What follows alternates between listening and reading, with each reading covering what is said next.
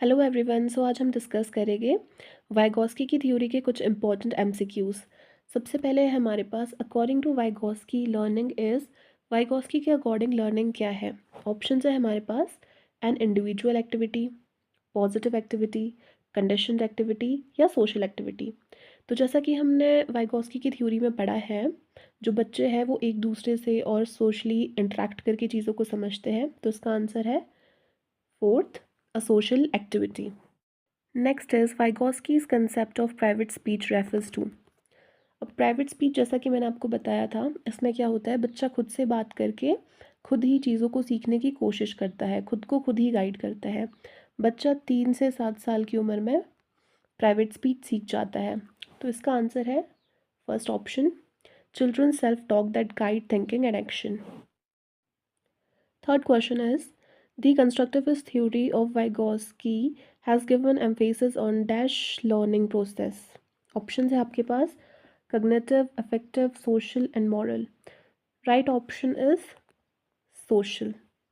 जब भी वाइगॉस्की की थ्योरी की बात होगी तो जो भी सोसाइटी से रिलेटेड आपके पास क्वेश्चंस होंगे, सोशल लर्निंग या फिर अपने सीनियर से कुछ सीखना, टीचर्स से, अपने एल्डर्स से, वो किस में होगा?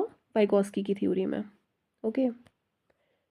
Next is, according to Vygotsky, the process of learning from more skilled individuals is called। अब वाइगॉस्की की थ्योरी में क्या होता था, अगर कोई टीचर या फिर आपके पेरेंट्स आपकी हेल्प करेंगे कोई चीज़ सीखने में और वो चीज़ आपके लिए इजी बना देंगे, तो वो क्या है? स्कैफोल्डिंग। यहाँ पे कोई सीनियर, आपके पेरेंट्स या आपका कोई टीचर आपकी तब तक हेल्प करेगा जब तक आप कोई काम सीख नहीं जाते। According to Vygotsky, Dash is a cultural tool that plays a central role in cognitive development. Okay, तो ऑप्शंस है आपके पास books and reading, technology and digital media, language and symbolic system, games and play. अब जो आपकी cognitive development होती है उसमें इनमें से कौन सी चीज़ हेल्प करेगी? तो जो राइट ऑप्शन है वो है language and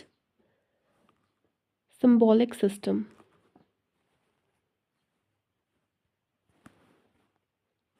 Next is, according to Vygotsky, Dash refers to the ability to understand and regulate one's own cognitive process. Options है metacognition, private speech, self esteem and emotional intelligence। तो इसका answer है आपके पास option A, metacognition। Next is, Vygotsky's theory emphasizes the importance of dash in social and cognitive development। अब Vygotsky की theory में क्या होता है, बच्चे सारी चीज़ें कहाँ से सीखता है? अपने आसपास के एनवायरनमेंट से, अपने आसपास के लोगों से।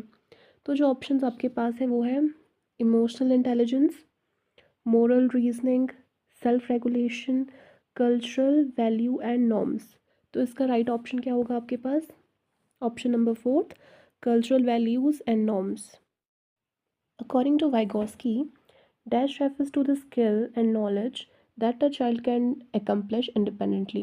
ऑप्शंस है आपके पास zone of proximal development, scaffolding, actual development level and potential development level. तो जो राइट आंसर है वो होगा हमारे पास एक्चुअल डेवलपमेंट लेवल।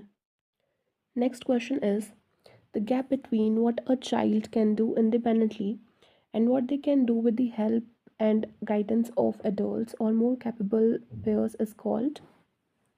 ऑप्शंस है आपके पास ZPD, zone of proximal development, scaffolding, pair tutoring and assimilation. अब स्कैफोल्डिंग में क्या होता है, टीचर आपकी तब तक हेल्प करेगा जब तक आप किसी चीज़ को सीख ना दो। ओके। और इसमें क्या होता है, आप अपने क्लासमेट से चीज़ों को सीखते हैं। असिमिलेशन में क्या होता है, आप अपनी पुरानी नॉलेज में नई नॉलेज को ऐड करके चीज़ों को सीखते हो। तो जो राइट आंसर है वो है इसका option A, ZPD। Next is, according to Vygotsky language plays an important role in. Options है physical growth, cognitive development, emotional weakness, reflex action. Right answer is option B, cognitive development। The more knowledgeable other, MKO refers to। MKO क्या होता है? A younger child, someone with more knowledge or skill, a toy, or a punishment method. So, what is MKO? MKO is someone with more knowledge or skill. Private speech in children helps in. अब private speech हमें पता है 3 to 7 years में develop हो जाती है. अभी किस चीज़ में हेल्प करती है? ऑप्शंस है entertainment, self guidance and thinking, sleeping, physical exercise. So the right option is option B, self guidance and thinking. Which of the following is not related to Vygotsky's theory? इनमें से कौन सा Vygotsky की theory से related नहीं है? First is GDP, ये तो रिलेटेड है. स्कैफोल्डिंग, ये भी रिलेटेड है. सोशल इंट्रैक्शन, ये भी रिलेटेड है. क्या रिलेटेड नहीं है? Classical conditioning. According to Vygotsky, culture effects. Vygotsky के अकॉर्डिंग कल्चर किस चीज़ में इफेक्ट करता है? ऑप्शंस है learning and thinking, height only, reflex action, physical exercise. Right option is option A, learning and thinking.